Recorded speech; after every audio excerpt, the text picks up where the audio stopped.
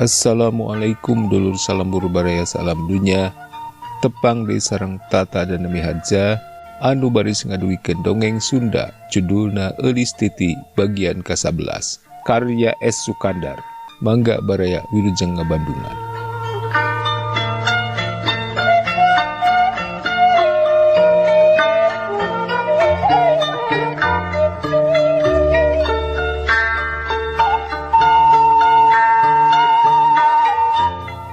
Bisi kapopohokeun urang malikan lelakon Sudrajat anu lunta ti lemburna. Harita teh subuh-subuh mangsa carang-cang tihang kalawan pang doa anu jadi indungna maomah Sudrajat turun ti imahna sejamiang ka Bandung pikeun nyingkahan ka geuleuh lanceukna sabapa nyaeta Den Juhana. Memeh jung indit Sudrajat malik ka indungna anu keur ngajengjen dina golodog imahna. Ngerasa keung baris ditinggalkeun ku anak nungan hiji-hijina. Tur tadi pika dedeh pisan atuh kitu deui Sudrajat ngarasa sumoreang rek ninggalkeun nu jadi indung teh tapi dalah dikumaha lain teu melang lain teu karunya ngantina bakat tingku hayang niiskeun pikir jeung neangan pangalaman bari sakalian rek usaha satekah pola sugan diparengkeun ku Gusti Nu Maha Kawasa pinanggih jeung kamarasan. Geusan manjangkeun lalakon malah mandar bisa laksana kauntun tipung katabang beas eulis titi ka pemilik da ayeuna mah boro-boro keur kawin keur nyomponan kaperluan sapowae oge ka cidawaluratna. Mak nyuhunkeun pidoana abdi bade miyos tea wayahna bae ku abdi dikantun heula sawatara waktos sanes abdi ikhlas teu hawatos namung da kumaha atuh. Teu kebat Sudrajat nyaritana lantaran genggrong asa nyelek kapegat ku serakna sora nu pegat-pegat. Si panonna mah rembai puguhnaan kasedih. Ajat anaking, kumaha didoakeun, muga-muga hidup sing pinanggih jeung kamarasan di pangumbaraan. Dabongan geuning di dieu mah henteu bisa nyenangkeun ka hidup. Da puguh urang batansa kieu kaayaanana. Mak teh lain teu nyaah. Tapi naon atuh nu kudu dibikeun ka hidup.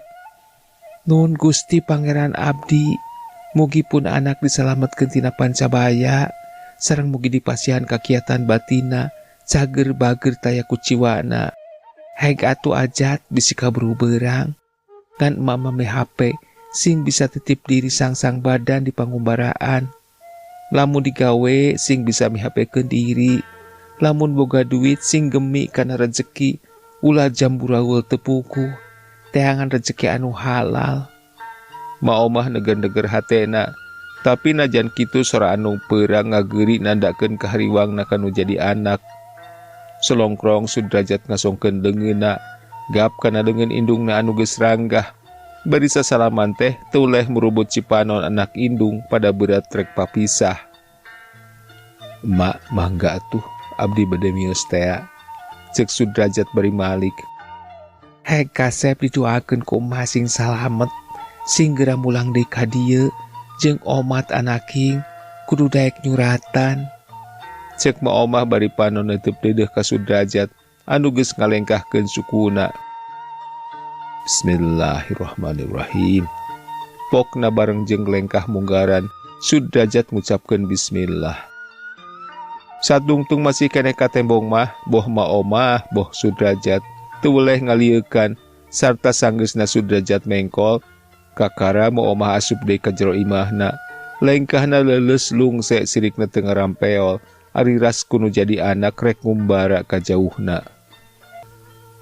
Sadatangna ke tempat oplet deket pasar soreang, selak Sudrajat tumpak, kabeneran deui ngan tinggal saurang deui muatanana. Atu gerung oplet dihirupkeun dius maju ka kalerkeun. Teu wudu hate Sudrajat nyeblak oge ninggalkeun lembur matuh bali geusan ngajadi teh. Pang-pang namah ti belat kanu jadi indungna. Isuk-isuk keneh Sudrajat geus nepi ka Bandung. Sajutna tina oplet bari ngelek tas kulit nu dieusi 2 setel pakeanana. Sudrajat kebat lempang ti bojong loa ka alun-alun. Maksudna mah rek neangan pagawean. Manehna ku kurilingan di kota Bandung nepi ka beurang. Natanyakeun sugan aya anu butuh ku pagawe di kantor-kantor.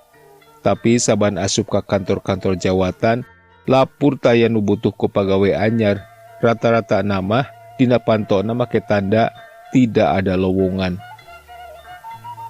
Kulantaran ngerasa capek, Leo Sudrajat ke pasar babatan.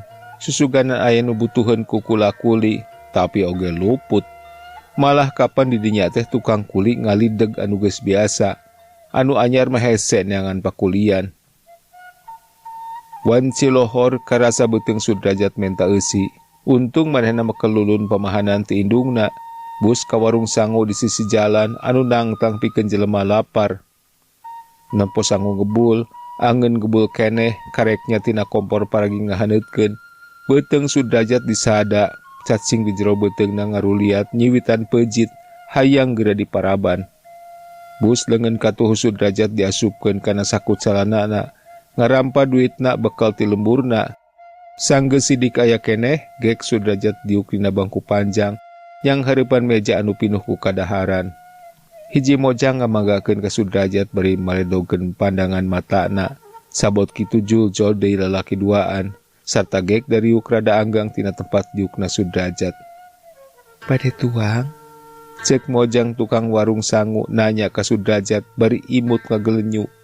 Biasa pamikat tukang dagang teh dareh denaker. "Kela nanyai nurek dahar mah iya yeuh ladangan cikopi heula 2 gelas." Cek jelema anu karek datang bari ngareret ka Sudrajat, sataret deui ka mojang tukang warung sangu. Nyeh seuri kurilap huntu emasna ka tembong herang. "Mangga kelanan, ieu heula nu ti payun Kang." Cek tukang warung bari ngareret ka nu duaan. "Palai naon?" Pokna deui nanya ka Sudrajat. "Nyunkeun sotona bae Neng. Ieu da sanguna mah ngabantun, gampil upami kirang keneh mah." Walon Sudrajat beri muka tas kulitna. Teu harare si tukang warung teh kop kana piring terus dieusian anggeun soto, sarta sor disodorkeun ka Sudrajat. Atuh kadeueuk bae Sudrajat dahar bangun nikmat naker. Kawan tu tas capek lelempangan, sakitu dilana neangan pagawean, ongkoh geus kacida laparna. "Kopi susu Kang?" Nyi Mojang nanya ka nu duaan tea sabada ngaladangan Sudrajat. "Kopi Neng 2. Cek nu saurang bari ngararet ka Sudrajat anu kerja samuilan dahar bangun ponyoeun. Cur Nyi Mojang nyician gelasna. Sor de diasongkeun ka nu duaan sabada dikucek-kucek ku sendok leutik. "Caina bade teh manis?" Cek Nyi Mojang nanya deui ka Sudrajat anu geus meh beak daharna. "Teh pahit bae Neng." Walona bari tungkul sanggeus ngareret ka Nyi Mojang lenjang nu ngaladangan. Nyi Mojang ingguk amis budi sarta kop kana gelas, cur nyician cai teh pahit, sor disodorkeun ka Sudrajat. Lenjang awewe teh, rupana tegep seurina manis pantesna teh. Kerentesna Sudrajat beri nampanan gelasin teh. Pada toma dewek jadi kuli panggul, tapi ayeuna asana teh rek nyangan pagawean kumaha deui. Mun dibandingkeun jeung pagawe nagri kagok-kagok bae mah, mending jadi mandor kuli di babatan. Cek nu saurang ka baturna beri leguk-leguk nginum cikopina. Memang akang mah katempoana ngeunah gawe ngukur tadah tuduh ka kuli-kuli panggul, tapi duit menang gede. Saorana bae ari nu ngatur masok pangsebeuna lain. Cek baturna nu diuk gigireunana. "Da kitu atuh di mana-mana oge. Pokona mah zaman kiwari asa wani asa pinter kakurangan akal. Barudak mah nyaho sapoe saleteureun bae. Kitu oge lamun loba barang-barang anu datang. Pokona masing saha anu hayang digawe bisa asal daek diatur." Ceuk nu ngomong ti heula tayelean ti si Kandi anu ngaku jadi mandor kuli-kuli panggul nyarita ka baturna si Kasim. Pikeun di pasar babatan mah si Kandi teh kaitung jagona kuli panggul. Mun tea mah aya barang nu datang ka pasar nya kumanehanana sok diborong angkat turuna barang. Sarta dikulikeun deui ka kuli panggul, ari buruhanana mah diatur kumanehanana. Nyatang tuh bae gegede nama ongkos-ongkos angkat turun barang teh kumanehanana. Anu matak manehna nyebutkeun dibandingkeun jeung pagawe nagri kagok-kagok mah leuwih gede penghasilan dirina. Ari kuli-kuli panggulna mah cukup saleteureun beas anu rata-rata 50 perak sapoena. Malah tempo-tempo anu rada melid mah salian ti buruhna dikurangan teh sok diusir sagala teu meunang kula-kuli di dinya. Lain eta bae cabakna si Kandi teh. Tempo-tempo lamun seug aya nu sakira bisa digaet mah sakuna. Teu asa-asa deui ngodok saku batur. Mun teu kitu nita usung esangna si Paranjang Kokod. Eta oge si Kasim anu bareng ngaropi teh minangka calon wakil manehanana pada jelema Panjang Kokod. Lamun nilik wanda jeung rupa si Kandi kacida pikagimireunana. Beungeutna gericu, awakna badag, leungeunna babalingbingan pasagi. Bangun perenges gemesan, pantesna teh sahao kadua gaplok. Panonna liar teu beda ti mata heulang ruyuk, gular-giler neangan mamangsan. Harita oge si Kandi mah panonna teu leso tina tas kulit Sudrajat anu diteundeun gigireunana. Disangkana tangtu ieu jelema teh urang jauh anu rek nyanyabaan. Piraku teu mawa duit loba. Ngan eta we Kang Kandi, ulah hari kawewe makarunya. Cek Nyi Mojang anu tayalian teh Nyi Epon tukang warung sangu. Nyi Epon teh saban poe sok nungguan warung sangu indungna. Dihaja supaya ngaladangan di warungna. Indungna mah ngan saukur masakna. Lantaran kacida bedana sanggeusna warung ditungguan ku Nyi Epon, jadi beki kajojo kudu ngadonda lahar atawa ngaropi. Minangka namah jontrot namun manuk mah. Naon Neng Epon? Nyarita teh gagabah kitu. Cek si Kandi ngerasa teungeunah, ngomong namun sereng neuleuh beungeut. Hapunten we atuh Kang Kandi. Walon Nyi Epon bari muringis, dumeh tadi manehna kelepasan omong. Ulah sakali-kali deui nyarita teh. Cek si Kandi bari jung nangtung. Moal dibayar cikopi teh, hitung-hitung dengdaanana ngomong bieu. Har, moalnya kadaharan nugas kana beuteung make teu dibayar. Mana sina di imah sorangan. Piraku deui mandor kuli panggung loba kauntungan teu bisa mayar cikopi-cikopi acan mah. Nyi Epon nyaritana bari seuri setengah nyindiran. Nyakeun we engke deui, ari ka dieu dibayar 3 kalieun. Ayeuna macan bebeunangan. Tembalna bari ngagilisir ka hareupeun Sudrajat nu kabeneran harita keur nginum. Kulantaran panonna mencrong bae ka Nyi Epon, lempangna ngabadu kana si ku Sudrajat nu nyekel gelas. Atuh geblok bae gelas nu dicekal ku Sudrajat teh bahe kana calana manehanana. Teu wudu ngagurubug ka wantut cai panas keneh. Aduh, cing sing neleh euy nginum teh. Si Kandi morongos ka Sudrajat anu keur bengong dumeh reuwas. Punten bae Kang sanes dihaja. Kapan nembe teh si ku abdi kabadug nu mawi cai bahe. Walon Sudrajat ada bari rengkuh. Ngomong sia, deleh kumata sia, calana weuteuh di banjur citeh. Bari kaplok yang ngeunang ngiprat beungeut Sudrajat. Untung kaburu ngejat, mun teu kitu mah meureun keuna kana irung. Atuh hampura we Kang Kandi, da sanes dihaja panginten sadrek oge sanes. Cek Nyi Epon mang meunangkeun ka Sudrajat. Hampura-hampura podol sero. Ari kanu kasep mamang meunangkeun. Cek si Kandi bari nyawel pipi Nyi Epon. Ari Kandi. Memang saanyana mah si Kandi teh kacida hayangeunana ka Nyi Epon anak tukang warung sangu. Ngan bae ku Nyi Epon teu dilayanan.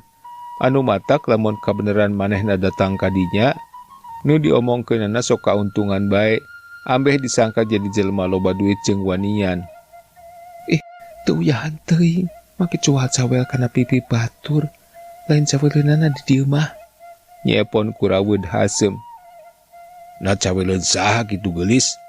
Na nya kitu nampi ka Kang Kandi teh. Si Kandi ngaronjang deui leungeunna ka Nyi Epon anu ngejat meped ka sisi. Teu sae kitu atuh Kang. Sudrajat nyara maksudna mah bari jung nangtung. Haling, tong halangan si laing. Geus we calana dewek di seblok. Dasar urang kampung. Cek si Kandi bari morongos, dumeh Sudrajat siga pisan jelema manyang munyung bijilan kampung nilik papakeanana mah. Ari sugan kuring akang teh jelema bager. Borowe ngaku jadi mandor kuli-kuli, tapi kalakuan. Teu kebat Sudrajat nyaritana pinuh ku sindir. Si laing kurang ajar hah? Wani-wani ngageunggeudeukkeun ka dewek. Nyaho saha dewek teh? Teu nyaho asal usul nama. Ngan lamun ngadenge omongan anjeun tadi mah, masalah anjeun teh tukang peres kuli panggul. Walon Sudrajat keheul nejo pamolah si Kandi. Teu sangka anjeun bajingan wani ngaganggu wanita di hareupeun umum. Laki hina. Sudrajat nuluykeun caritaanana. Si laing pipilueun kana urusan dewek. Nyaho deuleu ieu teh pamajikaneun. Si Kandi mali ka Nyi Epon anu muringis. Pi pamajikan nanti mana horeng, Sanu sudi kacopet. Nyi Epon jebi. Da iya nu ngaributkeun teh. Bari hiuk ninggang ka Sudrajat. Naon dosa kuring teh? Make rek ditenggel sagala. Cek Sudrajat beri nakis. Tos bae Kang tong dilawan jelema lieur mah. Cek Nyi Epon manghariwangkeun ka Sudrajat. Tapi si Kandi anu tadi ditakis ku Sudrajat begi ngarasa panas. Dumeh cek pikiran anak. Tang tu Nyi Epon teh bogoheun pangnamang menangkeun ka Sudrajat teh. Sabot kitu teu kanyahoan, hiuk dipereupna meupeuh. Atuh Sudrajat kawalahan rek ngejat teu bisa da kahalangan ku bangku. Jekuk bae pereup si Kandi nyayang kana cukang irung Sudrajat. Aduh, cenah bari nungkup irungna anu ngalei getihan karasa haneut. Tah rasakeun ku sia, jelema anu sok pipilueun kana urusan batur teh kitu. Hayo nyingkah. Si Kandi asa meunang dumeh pereupna hasil ninggang cukang irung lawana. Nyel bae Sudrajat hatena bijil ambek, dumeh asa dihina teu pupuguh manehna nyieun pasal. Teu sangkanya geuning jelema urang kota teh harak geralak. Hahaha, matak cek dewek oge haling geura nyingkah, bisi ditambahan deui, ngarti? Beri hiuk si Kandi nonjok deui, ti ditu mah nyingsieunan. Babakunah yang kapuji ku Nyi Epon di pikahayangna supaya dipisudi. Ngan orok kaya Sudrajat anu geus boborot irungna, aina jadi naik darah beungeutna ngembang wera. Barang lang teh pereup si Kandi nu maksudna ngabobodo rek beupeuh teh ditakis ku Sudrajat, beri cekuk malik nonjok males kana cukang irungna. Aduh, kurang ajar. Pokna bari kuram kireum. Babi kurang ajar sia, rasakeun ya. Si Kandi nyabut peso balatina, siat diamangkeun. Lumpat Kang, lumpat we tong dilawanan. Nyi Epon ngagorowok paur bisi aya kajadian nu teu dibiharap di warungna. Sudrajat manipias nele musuhna ngamangkeun peso balatina, tapi ras inget kana papatah Mang Ope nu jadi guru main po di soreang. Yen mun manggih lawan berat kudu dipiheulaan mamatina cenah. Barang si Kandi ngahembatkeun balatina, sakiceup Sudrajat kop kana gelas nu diisi cai sasanginumna. Blok diseblokeun kana beungeutna. Gurbung si Kandi ngaranjuk dina keur kitu, teu antaparah deui hiuk cekuk anganna dipeupeuh ku jurus kahiji cimande warahan Mang Ope. Dayagdag si Kandi ngajengkang ninggang keler wajit. Atuh berobot mejana ngarempeyek. Keler jeung gelas pareupeus, sedang peso balatina meclang bari manehna ngaheungge seueul meureun. Sakur jelema nu araya di dinya ngadaregdeg nu garelut, malah loba anu nempokeun kana gerakanana Sudrajat sarta muji-muji kana kawanina. Dumeh si Kandi teh di babatan mah kasebut ku ciahna, teu inggis nyabok atawa nampiling kuli-kulina. Bari ngodok saku, sok Sudrajat mikeun duit anggeun soto anu tadi kumanehna di dahar. Sawios atuh Kang teu kedah dibayar sakitu mah, mangga candak deui we artosna. Ceuk Nyi Epon bari kekepehan embungeun dibayar anggeunna. Si Kandi kuniang hudang, reet kanu ngadegdeg, manehna ngarasa wiwirang, koloyong bae kaluar ti warung bari nyekel beuteungna, ngabeng beos tanpa permios, pasemona muringis miris, rek ngalawan deui teu untupan. Tapi cilaka pikeun Sudrajat. Barang red kana tasna anu tadi diteundeun gigireunana bet eueuh. Si horeng basa manehna dukdek patelak reujeng si Kandi. Tas kulitna mah geus ngalayang aya nu nyabet ku si panjang kokod. Sawios Neng, kapan tadi akang ngadoneda di dieu. Serang itu deh keler peupeus. Sudrajat beri sok nenden duit dina luhureun meja hareupeun pisan Nyi Epon. Sabot Sudrajat masih keneh cacarita jeung Nyi Epon tukang warung. Jol hiji jelema bari nungtun si Kasim nu tadi ngobrol jeung si Kandi sarta ngajingcing tas kulit anu Sudrajat. Si orang eta teh polisi reserse nu di baju kulir. Basa tadi aya ribut-ribut antar Sudrajat jeung si Kandi teh memang geus nongkrong aya di dinya. Tapi sakilat mireungeus si Kasim ngajewang tas kulit anu Sudrajat. Anu satulunya dituturkeun nepi ka beunangna ditangkep. Tas kulitna dipulangkeun deui ka Sudrajat. Ari si Kasim mah dibawa ke kantor polisi. Sabadana Sudrajat narima di tas kulitna, kalawan masih keneh weuteu eusin taya nu coceng, leos bae indit rek nuluykeun lalampahanana, maksudna rek neruskeun nyiar pagawean. Geus saminggu Sudrajat ngadukeun nasibna di kota Bandung neangan pagawean.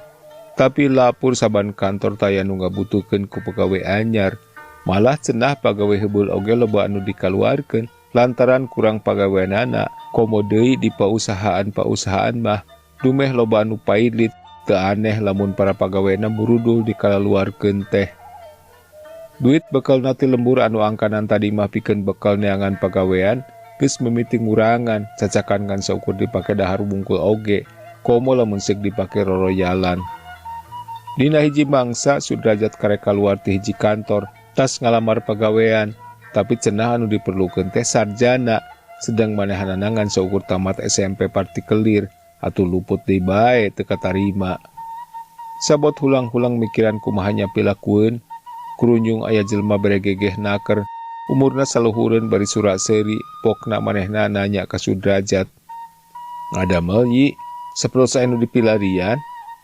Ceuk jelema nu anyar pinanggih teh bari neuteup ka Sudrajat kaos anu mangkarunyakeun. "Sumuhun Pak, abdi teh milari padamelan," ulun Sudrajat bari rengkuh. "Milari padamelan? Cobian atuh ngadaptarkeun ka Jawatan Penempatan Tenaga, tadi dinya di Jalan Naripan." "Lowongan padamelan naon di kantor jawatan teh Pak?" Sudrajat talete nanya. "Ih, sanes di dinya padamelanana mah, mung engke ku eta kantor ditempatkeun di kantor atanapi pausahaan anu meryogikeun ku padamel, di dinya mah mung daftarna wungkul." Kahartos atuh Pak, hatur nuhun abdi dipasihan terang." "Teu naon Yi, sakitu mah memang kewajiban manusia kudu silih tulungan. Eta mah kalesan bae akang terang, sareng ayi milari padamelan." Dupi ayi kawit di mana?" Si laki teh nanya deui ka Sudrajat. "Ti soreang abdi mah Pak, caket han-han tadi dinya," sareng nepangkeun abdi pun Sudrajat. Ceuk Sudrajat bari ngasongkeun leungeunna sasalaman, najan ari kuduna mah tadi basa mimiti ngobrol sasalaman teh, tapi teu matak ngurangan kana harti duduluran. "Ti soreang atuh tebih nya." Bis bae hilap, akang pun hadi," berigap nampanan leungeun Sudrajat. Teu lila sanggeus ngobrol sakedeung jeung nganuhunkeun ka hadi, leos Sudrajat indit maksudna teh rek ka Jawatan Penempatan Tenaga di Jalan Naripan. Sabada tatanya kanu jaga kantor, blus Sudrajat asup ka kantor Jawatan Penempatan Tenaga, pikeun ngadaptarkeun sugan aya anu butuh ku tenagana. Kira sawatara jam Sudrajat geus bijil, bari hatena boga harepan sugan katerima digawe kana naon bae, pokona mah asal digawe. Waktu Sudrajat bijil jeung arek jung pisan indit ti buruan kantor, gok manehna jeung hiji jelema ginding nyampeurkeun ka Sudrajat. Sabada silih tanya, si orang eta jelema teh ngaran Ono, nyebutkeun nama Ono Surono kitu sanes. "Jadi aya teh milari padamelan?" pokna ka Sudrajat. "Sumuhun Kang," walon Sudrajat. "Leuh kalarsan pisan, akang ge milarian jami nu bade ngadamel. Margi di kantor akang meryogikeun ku pagawe kaluaran SMP kanggo administrasi. Kumaha kira-kirana ayi kersa kitu?" Ceuk Ono Surono dari ya naker nyaritana. "Atur nuhun atuh Kang, upami leres-leres meryogikeun sareng tiasa nampi abdi didamel, mung terus terang bae abdi teh teu acan gaduh pangalaman." "Sawios Yi, engke oge pangalaman manuturkeun. Akang oge kapungkur mah nya sapertos ayi bae teu acan gaduh pangalaman, namun geuning ayeuna yeuh tiasa jadi pagawe menengah. Ngan kitu syaratna teh kudu junun, kudu getol. Mung salian ti eta aya deui syaratna Yi. Nah kira-kirana aya teu kaabotan?" "Pokna deui kaos aya nu diarah tapi teu jiga-jiga." "Kumaha syaratna teh Kang? Manawi abdi tiasa nyumponan." Walon Sudrajat pesemon atoh yen baris menang gawe. "Syaratna teh Yi, ieu mah sanes naon-naon. Mung nya kitu kapan nguruskeun pagawe anyar teh kedah dipigawe. Jadi urangna bae kedah hideng masihan uang rokok kanu nguruskeunana. Nyata bagian urusan pagawe di kantor akang." Sudrajat rada ngahulang. "Jadi kedah masihan artos kitu Kang? Sabaraha?" Sudrajat nanya bari semu mikir. "Lah sanes masihan artos Yi, ieu mah masihan rokok. Teu pira kitulah upami aya mah 500 perak oge cekap." Kulantaran kasida atohna dumeh rek meunang gawe, teu mikir panjang sok sanajan duit nangan sakitu deui, da ceuk pamikirna pira aku sugan teu kagantian ari geus boga pagawean mah. Batan kudu nunggu lila-lila anu tacan puguh, iraha bisa menang pagawean. Ari ieu sidik geus aya, tinggal syaratna sakitu. Jamak bae itung-itung micen sia. Geuning ageng-ageng teuing Kang. Buat teu aya sakitu mah, Sudrajat setengah nawar. Sanes ageng atuh yi artos 500 perak zaman kiwari mah. Engke oge moal sabulan tangtos kagentosan deui. Geura mun ceuk aya milari kaditu ka dieu. Tacan puguh mah 500 ongkos nage. Cek ono kawas nu ngolo. Kolebat tina pikiran Sudrajat ngagaris kabungahan. Lamun aing geus digawe, meureun bisa kumaha heunteuing atohna emak. Ahari geus puguh marek buru-buru balik heula rek bebeja. Bisi emak deudeupeun. Cek rentesna hate Sudrajat sarta terus manehna nyarita deui. Dupi uang rokona teh iraha kitu Kang. Eta ayi rek iraha kemimitian atawa rek ngadaptarkeun ka kantor akang. Upami teh mah ayeuna bade sareng ka kantor nya mangga. Upami cenah enjing pageto nya teu naon. Mung bilih bae ieu mah bilih aya nu ngasupan ku batur. Margi nu milari pada melan teh kapan sakitu ngalidegna. Kawan teu loba jelema nganggur. Jadi ayi ulah nyalahkeun akang. Cek ono ngayakinkeun ka Sudrajat. Nya atuh pami kitu mah nya mangga bae ayeuna oge. Cek Sudrajat. Mangga tuh urang sareng kana beca, da tebih ditonggoh di jalan Dago. Pokna beri nyalukan tukang beca. Sanggeus adu tawar jeung tukang beca, selak Sudrajat jeung ono jelema anyar pinagih tea. Maksudna rek ka Dago ke kantor tempat pagawean ono tea. Kumaha Kang, serat-seratna kada dipasikeun di ka kantor? Cek Sudrajat nanyakeun deui. Atuh kantoran bae Yi.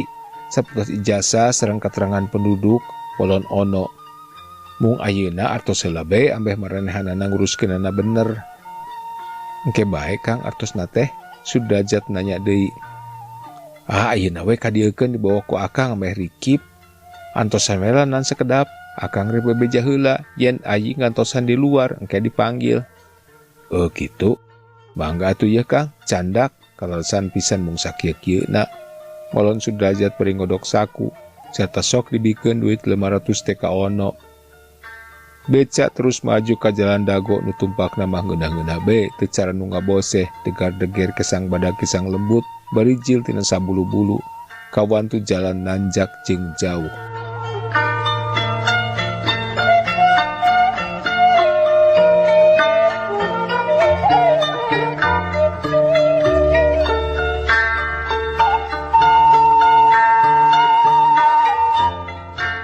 Cak baraya dui kadieu heula dongeng Sunda anu judulna Eulis Titi bagian ke-11 karya S. Sukandar. Hatur nuhun kana perhatosanana, tata dan nami haja pamit, permios.